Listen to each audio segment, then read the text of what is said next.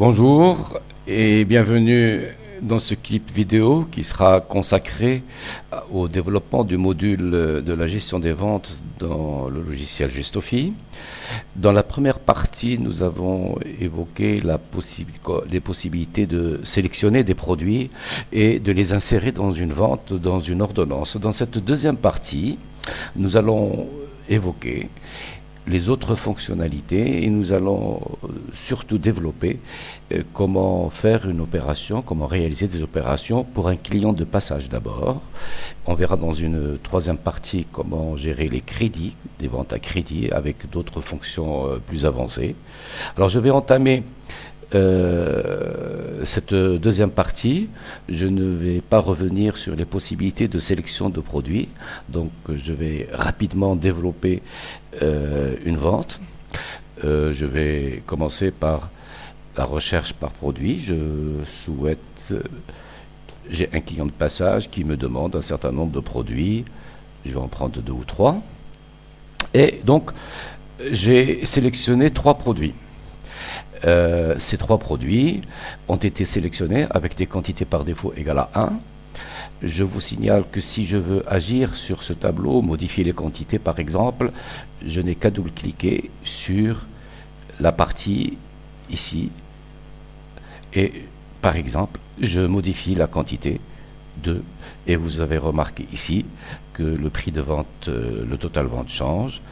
Je peux également utiliser le bouton F3 pour descendre dans cette table et si je veux revenir pour sélectionner un autre produit, je clique ici ou j'appuie sur la touche F2 comme ici Josacine et je rajoute un produit Josacine. Et donc je suis en train de constituer une vente où il y a 4 produits. Je peux également modifier la vente en injectant une remise par exemple. Donc je viens ici et je donne une remise de 10% par exemple sur ce produit là et évidemment le total de vente change. J'ai total de vente 321,45, j'ai une remise de 6 dirhams 45, j'ai 5 produits, ça fait 4 produits mais avec une quantité de 2 ici et je suis dans la vente numéro 9.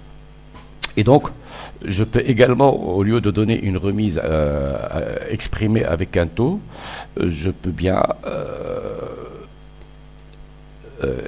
taper directement le prix unitaire. Et dans ce cas, la remise est une conséquence, le taux de remise est une conséquence. Donc, j'ai fixé un prix de 30 dirhams, ce qui correspond à 6,8323% de remise. Et donc, nous sommes en train de développer cette vente-là pour un client de passage et on peut également imaginer que ce client de passage me remet un produit qu'il avait acheté précédemment et que je veux donc le reprendre. C'est ce qu'on appelle un retour client.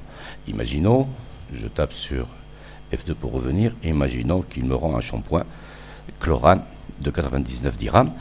Je le mets dans la table des ventes et cette fois-ci je tape sur F3 et puisque c'est un retour client je peux mettre -1 et donc ma vente a changé et j'ai 224 dirhams et j'ai mélangé comme si j'ai fait un échange plus le client qui reprend d'autres produits.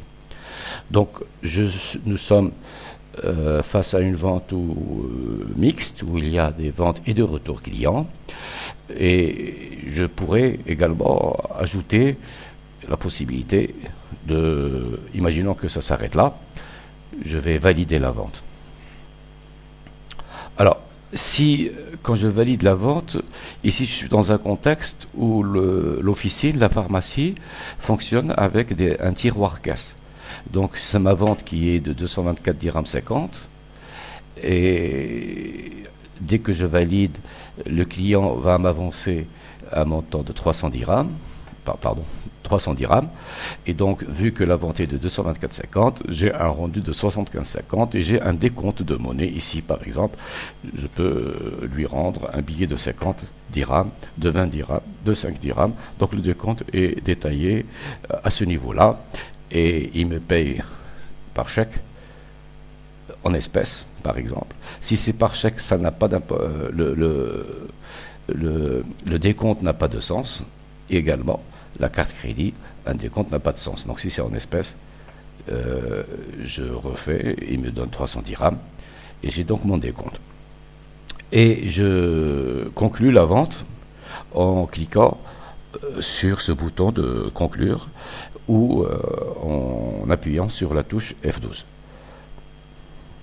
Alors, si dans cette même pharmacie, elle est également dotée d'une imprimante ticket, comme c'est le cas ici, et avant de conclure définitivement la vente, ce tableau m'indique que nous nous apprêtons à imprimer le ticket.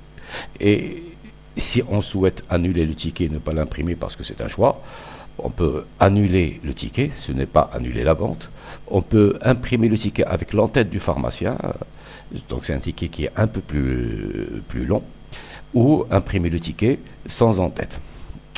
Je vais annuler ici, et ma vente a été conclue, et je peux passer à un deuxième client. Alors, on s'arrêtera là.